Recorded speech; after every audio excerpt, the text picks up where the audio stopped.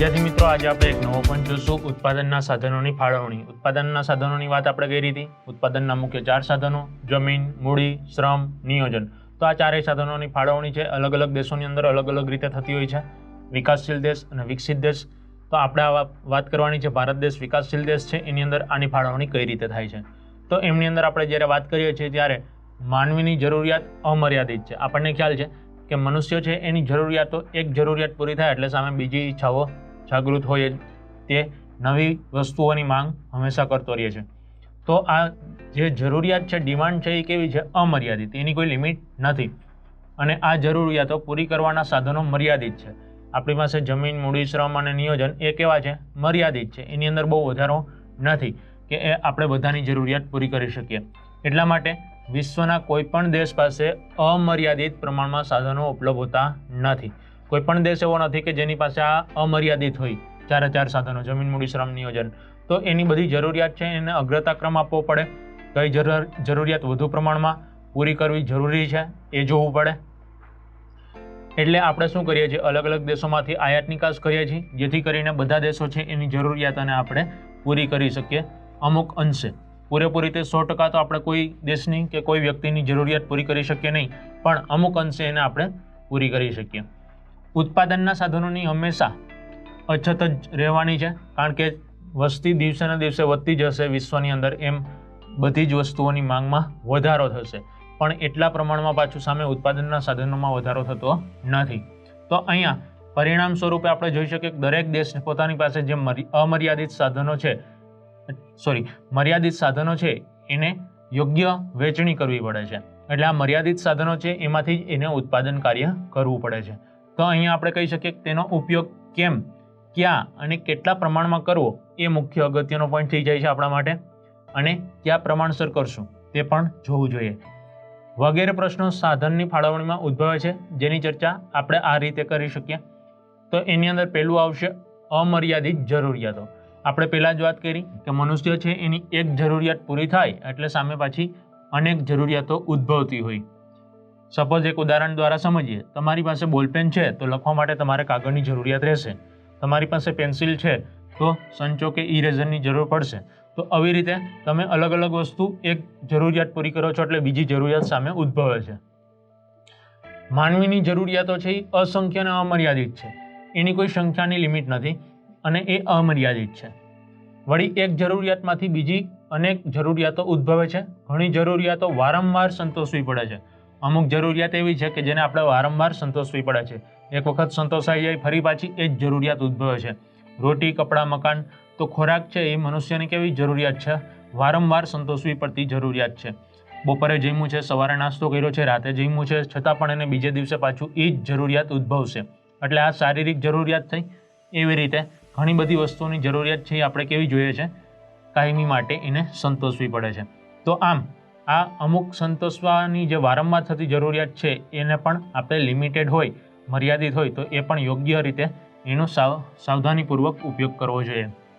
કેટલીક જરૂરિયાતો વિજ્ઞાન અને ટેકનોલોજીના વિકાસને કારણે પણ ઉદ્ભવી છે અને અનેક કારણોસર આમ જરૂરિયાતો અમર્યાદિત બની છે. આથી જરૂરિયાતો પૂરી કરવા માટે જવાબદારીની પસંદગી કરવી પડે છે. કોઈ પણ જરૂરિયાતની પસંદગી આપણે કરવી પડે છે. એક જરૂરિયાત છે એમાંથી ઘણી બધી જરૂરિયાતો આપણને હોય. દાખલા તરીકે એક મોટું વિશાળ મેદાન છે તો એની અંદર સ્કૂલ બનાવવી છે, સરકારી દવાખાનું બનાવવું છે, મંદિર બનાવવું છે, હોસ્ટેલ બનાવવું છે, મકાન બનાવવું છે, કારખાનું બનાવવું છે. તો એમાંથી અગ્રતાક્રમ આપવો પડે. એટલે કે કોઈ પણ એક વસ્તુને પસંદ કરવી પડે કે અત્યારે સૌથી વધુ જરૂરિયાત શેની છે? દવાખાનાની છે કે સ્કૂલની છે?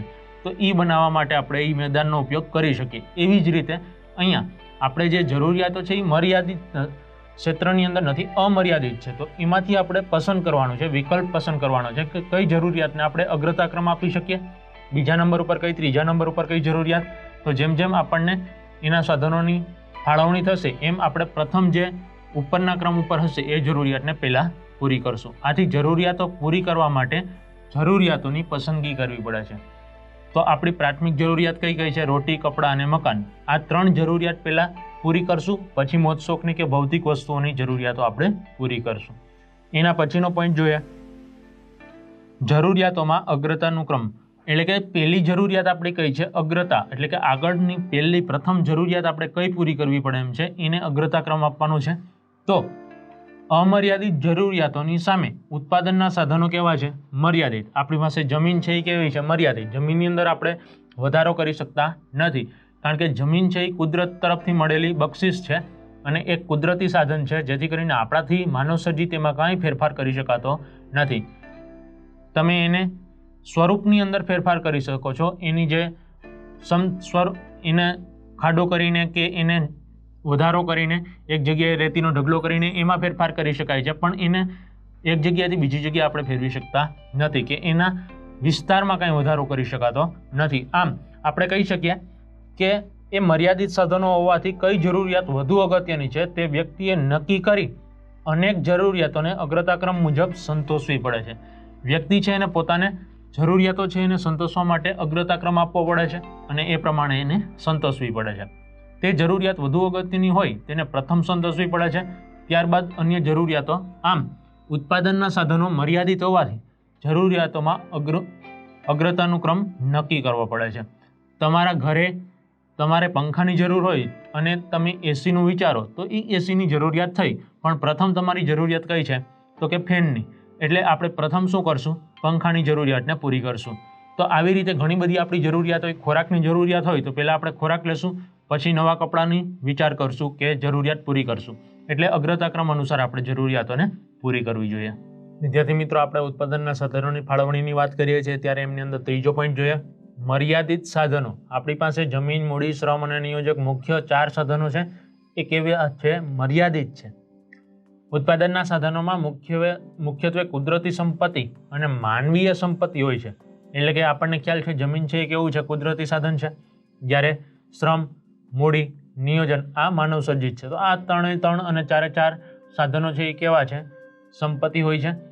આ તમામ સાધનો મર્યાદિત હોય છે, એટલે કે લિમિટેડ હોય છે, મર્યાદિત હોય છે. તેથી તેનો કરકસરપૂર્વક ઉપયોગ કરવો પડે છે અને પસંદ કરેલી જરૂરિયાતોને લક્ષ્યમાં લઈ સાધનોની ફાળવણી કરવી પડે છે. એની ફાળવણી કઈ રીતે કરવાની છે? તો કે ભવિષ્યની અંદર આ સાધનો છે એનો ફરી આપણે ઉપયોગ કરી શકીએ અને ફરી આપણે એને જે મર્યાદિત સ્ત્રોત છે એમાંથી આવનારી પેઢી માટે પણ કંઈક બચાવીને રાખીએ. તો સમપોષિત વિકાસ કરવાની વાત આવી, એટલે કે ઇકો ફ્રેન્ડલી, પર્યાવરણના મિત્ર તરીકે આ સાધનોનો ઉપયોગ કરવાનો છે. એનો બિનજરૂરી ઉપયોગ થવો જોઈએ નહીં. તો આવી રીતે આપણે એને પસંદગી દ્વારા મર્યાદિત સાધનોનો ઉપયોગ કરી શકીએ. ત્યાર પછી ચોથો પોઈન્ટ જોઈએ, સાધનોનો વૈકલ્પિક ઉપયોગ. અમુક સાધન છે એનો આપણે વૈકલ્પિક ઉપયોગ કરી શકીએ છીએ. જરૂરિયાતો સંતોષવાના સાધનો મર્યાદિત છે. આપણી જે તે કંઈ જરૂરિયાતો છે એ અમર્યાદિત છે, અસંખ્ય છે, પણ એને સંતોષવા માટેના જે ઉત્પાદનના સાધનો છે એ કેવા છે? મર્યાદિત છે.